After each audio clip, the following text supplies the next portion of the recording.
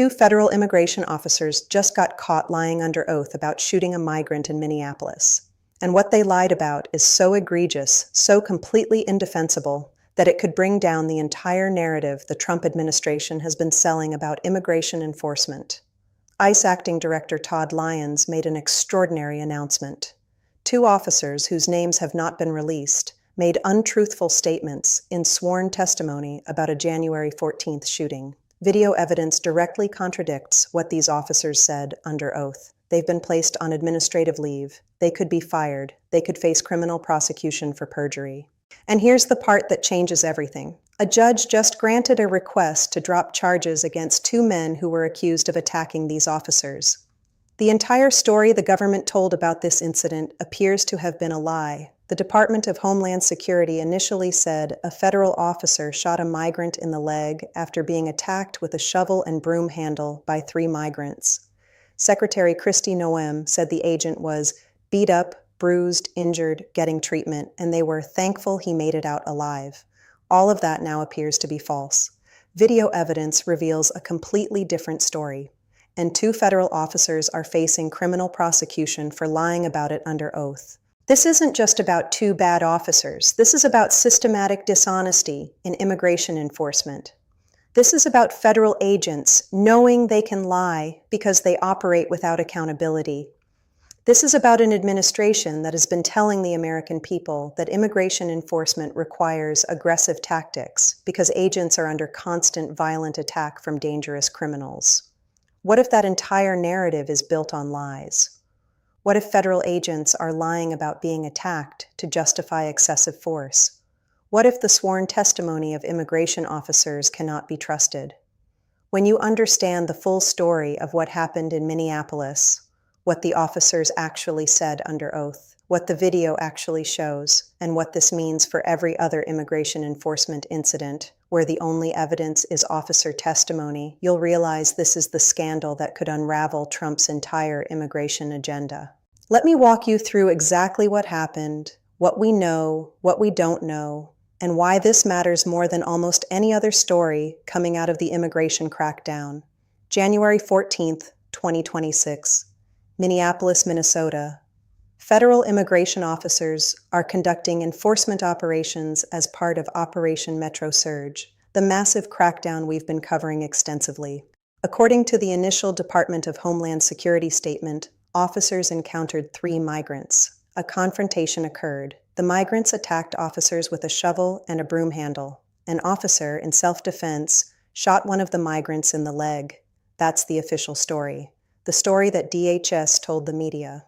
The story that Homeland Security Secretary Kristi Noem amplified when she described the injured agent as beaten up, bruised, and lucky to be alive. Based on that story, prosecutors charged two men with attacking federal officers. These are serious federal charges that carry significant prison time. Assaulting a federal officer during the performance of their duties is a felony that can result in years in federal prison. The two men charged were identified as Venezuelan nationals in the U.S. without legal status.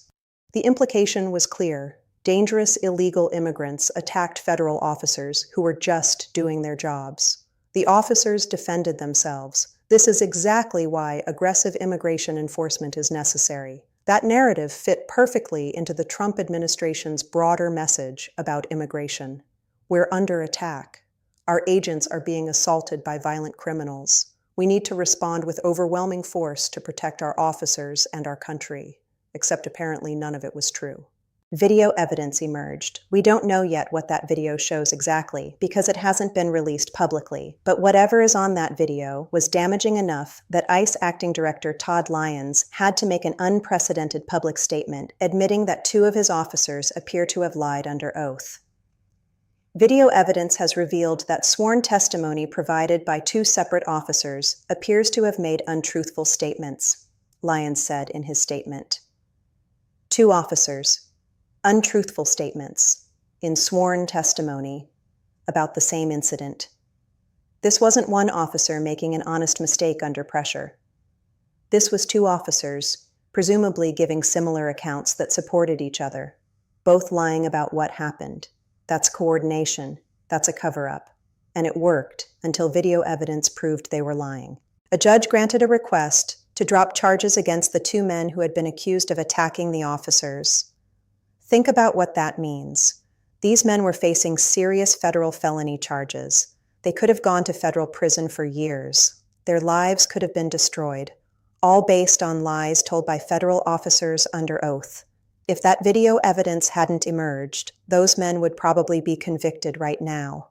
Two officers swearing under oath that they were attacked with weapons is powerful evidence. Juries tend to believe police officers. Prosecutors build cases around officer testimony, but the officers were lying, and without that video, the lie would have stood. Two innocent men would be in federal prison, while the officers who lied about them would continue conducting immigration enforcement with full authority.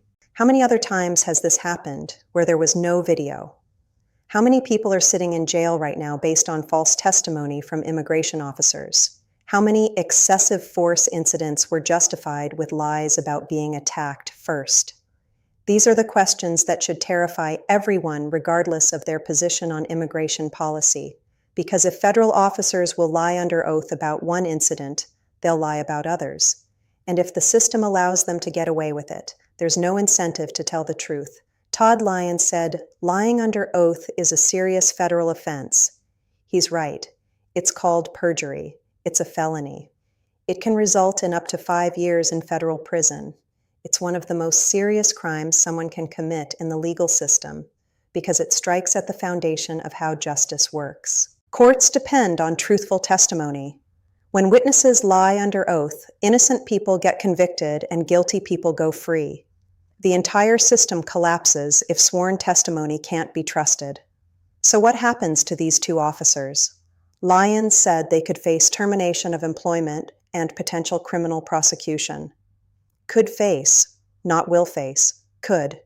They've been placed on administrative leave pending an internal investigation. The U.S. Attorney's Office is investigating. But we've seen this movie before.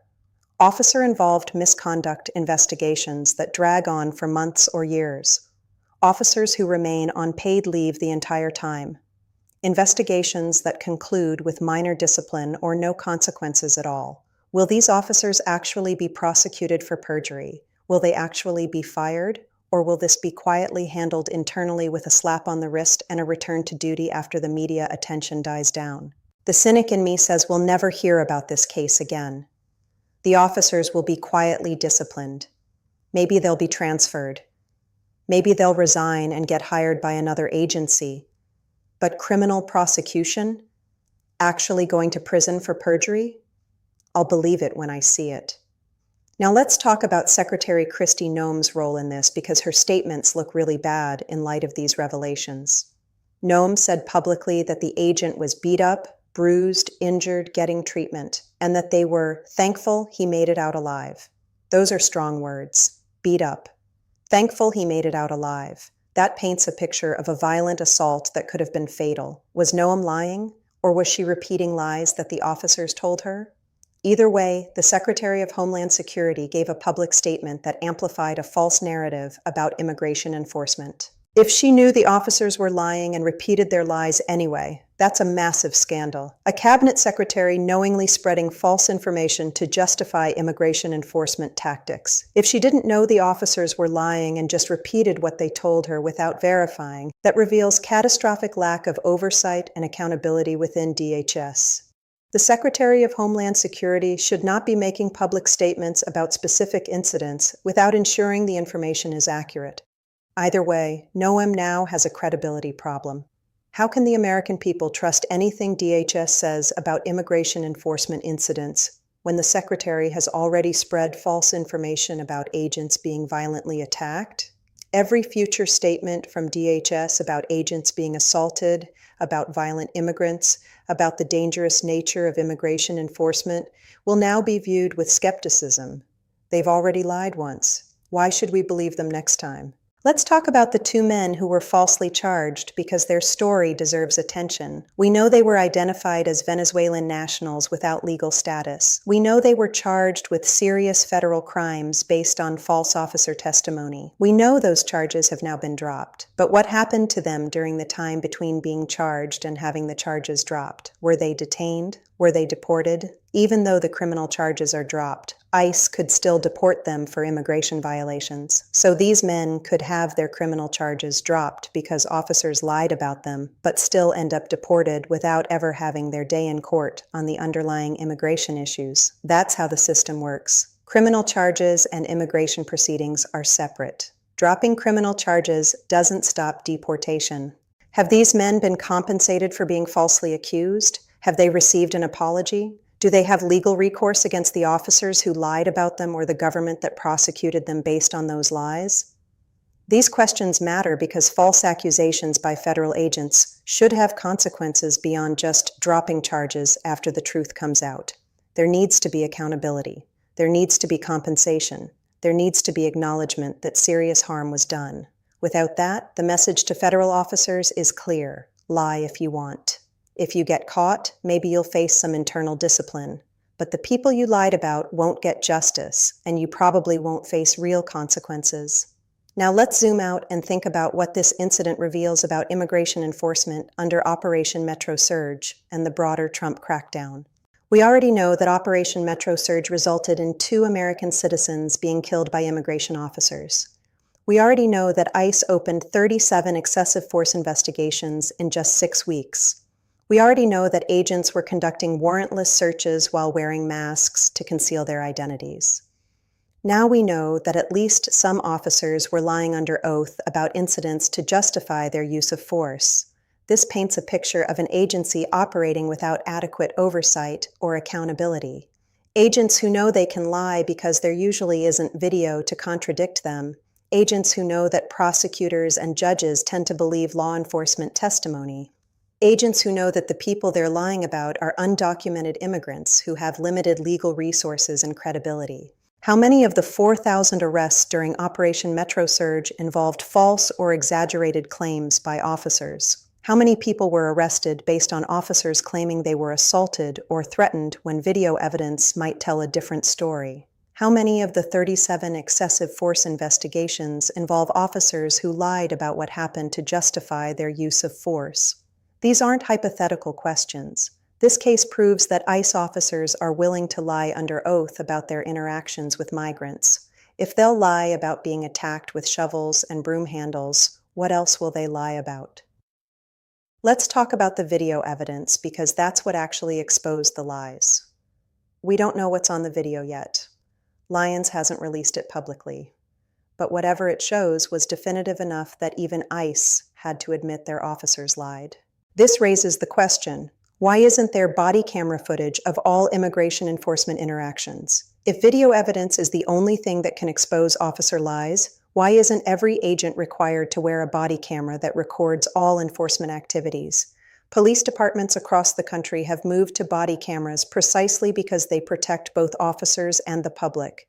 Good officers are protected from false accusations. Bad officers are caught when they lie. The public gets an accurate record of what happened, rather than competing narratives. ICE doesn't require body cameras. Agents can conduct enforcement operations without any video record of what they do or say. And when incidents occur, it's the officer's word against whoever they're accusing. That system is designed to allow officers to lie without consequences, because most of the time there won't be video to contradict them. In this Minneapolis case, there happened to be video. Maybe from a security camera, maybe from a bystander's phone, maybe from some other source. But if that video hadn't existed, 2 innocent men would be in federal prison right now based on lies. How many other people are in that situation right now, where officers lied about them, but there's no video to prove it? Democrats in Congress have been demanding accountability measures for ICE. They want agents to stop wearing masks so they can be identified. They want warrant requirements enforced. They want oversight and transparency. This case proves exactly why those demands are necessary. ICE agents are lying under oath. They're falsely accusing people of crimes. They're coordinating their lies with other officers, and they're getting away with it until video evidence exposes them. That's not a few bad apples. That's a systemic accountability problem that requires systemic solutions. Senator Rand Paul said that reducing ICE presence in Minneapolis was a good sign of de-escalation. But de-escalation isn't enough when agents are committing perjury. We need accountability. We need consequences. We need structural reforms that make it impossible for agents to operate without oversight. Body cameras on every agent. Warrant requirements enforced without exception. Agent identities visible at all times. Immediate suspension and criminal referral for any agent who lies under oath. Independent oversight of all use of force incidents. These aren't radical proposals. These are basic accountability measures that every police department in America is moving toward. ICE should not be exempt. Now let's talk about what this means for the Trump administration's immigration narrative. Trump has justified aggressive immigration enforcement by claiming that agents are under constant attack from dangerous violent criminals. He's used stories of agents being assaulted to argue for military-style tactics and overwhelming force. But what if those stories are lies? What if agents are exaggerating or fabricating attacks to justify excessive force? This case proves it happens. 2 agents lied about being attacked with weapons. The Secretary of Homeland Security repeated and amplified their lies. 2 innocent people were criminally charged based on those lies. If it happened once, it's happening other times. How many of the violent attack stories we've heard during Operation Metro Surge and other enforcement operations are exaggerated or completely false? How many times have we been told that immigration enforcement requires aggressive tactics because agents are being attacked, when in reality the attacks never happened or were significantly less serious than claimed? This goes to the heart of whether the American people can trust what the Trump administration says about immigration enforcement. If they'll lie about agents being attacked to justify their tactics, what else are they lying about? The number of arrests? The percentage of arrestees with criminal records? The number of agents injured? The level of community cooperation? All of these statistics come from the same agency that just admitted at least 2 of its agents lied under oath. Why should we believe anything ICE says when they've proven they'll lie about fundamental facts? Here's what we know for certain. 2 ICE agents lied under oath about a shooting incident. Video evidence proved they lied. 2 innocent people had criminal charges dropped after being falsely accused. The agents face possible termination and criminal prosecution. What we don't know is how widespread this problem is. How many other incidents involve false officer testimony? How many people are in jail or have been deported based on lies? What systemic changes will be implemented to prevent this from happening again? Todd Lyons said lying under oath is a serious federal offense. Now we get to see if ICE treats it seriously or if this is just more words without action. Will these officers be criminally prosecuted? Will they actually go to prison like anyone else who commits perjury? Or will they get special treatment because they're federal law enforcement? Will there be an independent investigation into how many other incidents involve questionable officer testimony? Will video evidence from other cases be reviewed? Will anyone else be exonerated based on what we learn? Will ICE implement body cameras and other accountability measures to prevent future incidents? Or will they continue operating the same way, hoping that next time there won't be video to expose their lies? The answers to these questions will tell us whether this is a genuine scandal that results in real reform, or just another incident that gets memory hold while nothing changes. My prediction? In 2 months, nobody will be talking about this. The officers will be quietly disciplined. No criminal charges will be filed. No systemic reforms will be implemented, and ICE will continue operating exactly as before.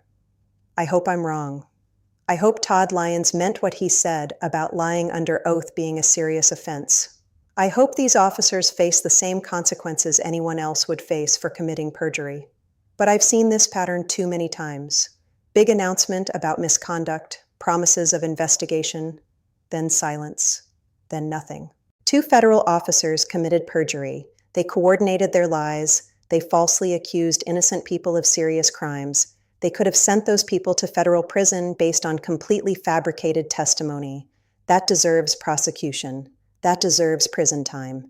That deserves the exact same consequences that any civilian would face for lying under oath. Anything less is proof that federal immigration agents operate under a different standard of justice than everyone else. And if that's true, nothing they say can be trusted. The video evidence saved 2 innocent people from federal prison. How many others weren't so lucky? How many people are sitting in jail right now because ICE agents lied about them and there was no video to prove it? That's the real scandal.